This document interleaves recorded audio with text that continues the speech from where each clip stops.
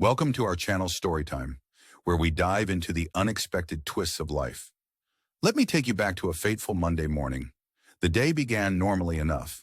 I was sitting at our kitchen table with a hot cup of coffee, and the morning newspaper spread out before me. The aroma of roasted beans mingled with the quiet hum of our home, when suddenly my wife interrupted my calm. "Chad, can you put the paper down? I need to talk to you," she said, her voice low and edged with a finality that froze me in my seat. I reluctantly set the newspaper aside, not yet realizing what was coming. Without missing a beat, she continued, "I'm leaving you, Chad. I want a divorce."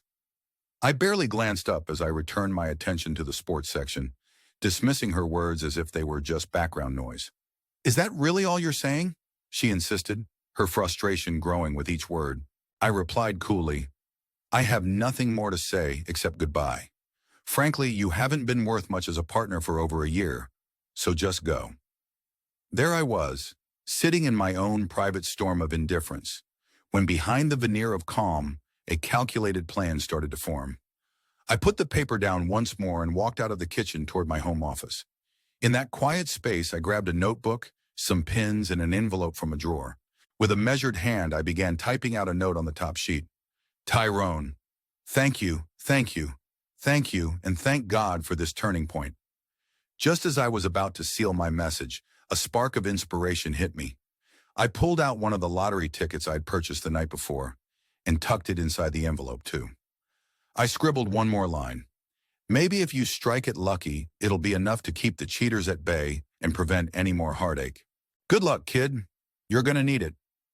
With a signature that dripped with unspoken gratitude, I folded the note, sealed it, and handed it over to Kathy, instructing her to deliver it to someone named Tyrone. Her eyes widened in shock, and the ice in her gaze deepened as she read. "Just because you assume I'm clueless doesn't mean I am. And by the way, perhaps I should mail this note myself. I don't trust you not to tamper with it," I countered sharply, reclaiming the envelope. "Now pack your things and get out of my life immediately. And while you're at it, step out of my house by tonight." "I'm not going anywhere," she shot back, defiant as ever. "I refuse to leave just so you can bring in your new lover."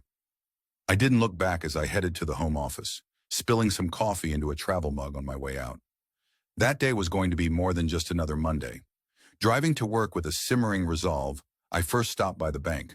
I closed our shared savings and checking accounts, emptied our safe deposit box, and then moved on to set up new accounts solely in my name.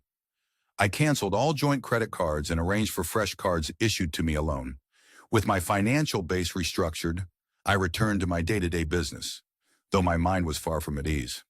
Later that day, after staying late at the office, I met up with my executive assistant for dinner and drinks. Amid laughter and the clink of glasses, I casually mentioned that I was officially back on the market. That's when Maria, who had started out as a secretary a decade ago, chimed in with a smile. "If you're single again, I want to be first in line." I couldn't help but laugh, even as the underlying tension of the day still hummed in my veins. Maria had grown so indispensable over the years, first as my secretary, then my assistant, and now as my trusted executive aide. I recalled a Sunday barbecue in our backyard when Maria had canceled because her sister Tara, a stunning blonde with an undeniable allure, was visiting.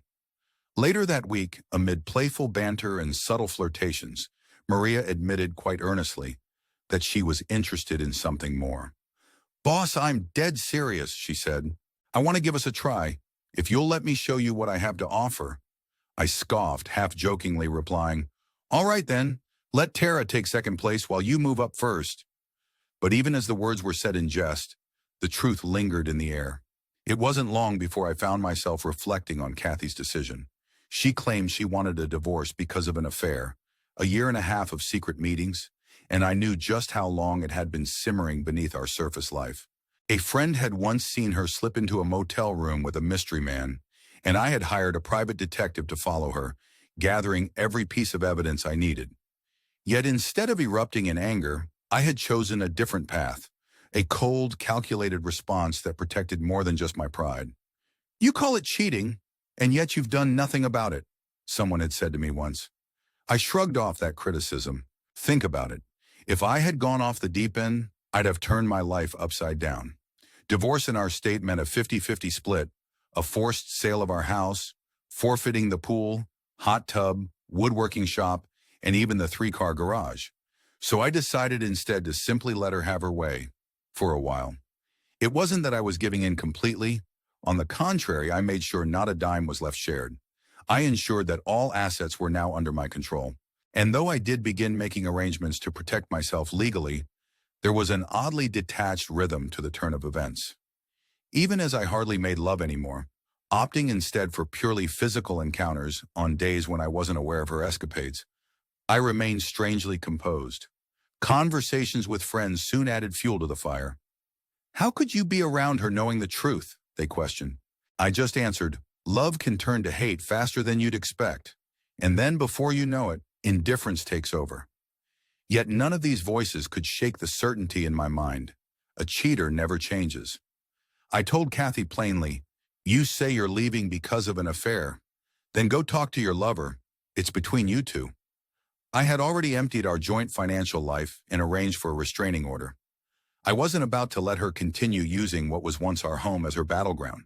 At work that evening, I even scheduled a meeting with Alex, my lifelong friend since third grade, and now a family law attorney. "I need your help with legal services," I told him over the phone, explaining the intricate details of my situation. He sympathized, especially since his wife and I were friends, and though he liked Kathy to some extent, he promised to get on it first thing tomorrow. Before hanging up, I teasingly added, "Oh, and I want a restraining order too." She claimed that if I caused her trouble, her lover Tyrone would straighten me out. Alex chuckled, acknowledging it was absurd, but agreed nonetheless. As we wrapped up our conversation, I couldn't help but encourage anyone listening to drop us a like or comment if this story has you hooked so far. Your feedback keeps the conversation going. The strategy was simple. If Kathy truly wanted a divorce and financial ruin wasn't her aim, then why let her dictate the pace? "You file first, and you're in control," I explained to a friend. "If you wait for her to make a move, she could manipulate the process. But if I serve the papers, then I'm the one steering the ship."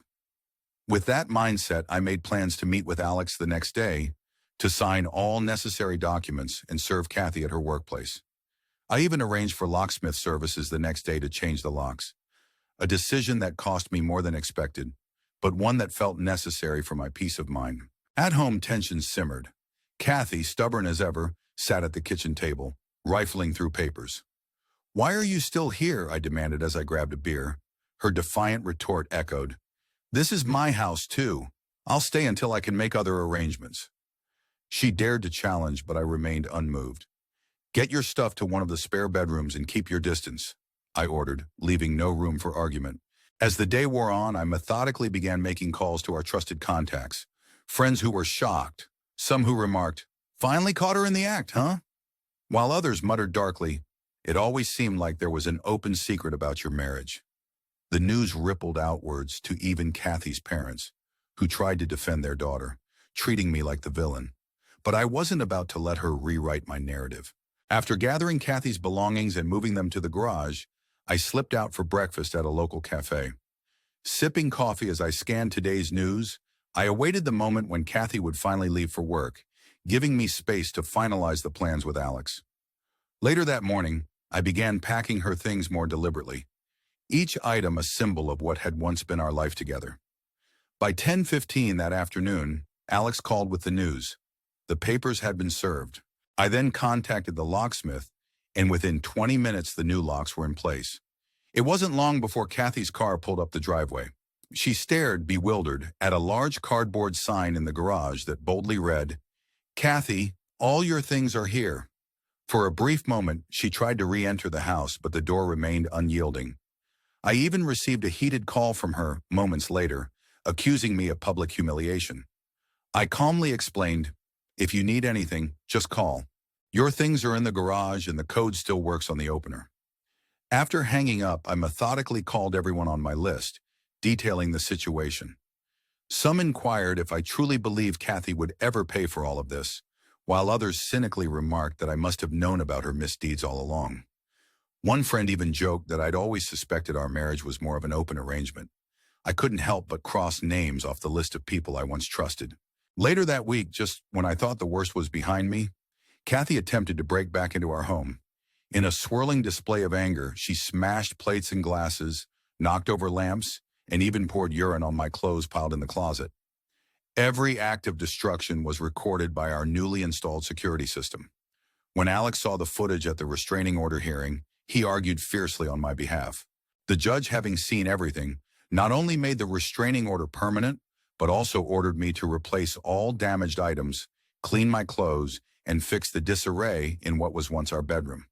"You have 10 days to reply or face jail time for contempt," the judge warned, a final twist in this dramatic affair. Even with all the legal battles, life had a strange way of moving on. My date with Maria turned out to be unexpectedly delightful. We had dinner and danced our burdens away, even scheduling another date for Saturday and enjoying a sunny picnic on Sunday. I must say, if you're enjoying this story, subscribe to our channel and share your thoughts below.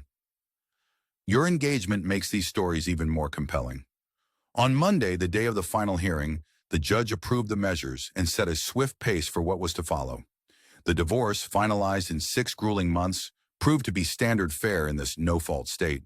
Everything was split evenly, though I managed to keep the house by refinancing it and buying out Kathy's share.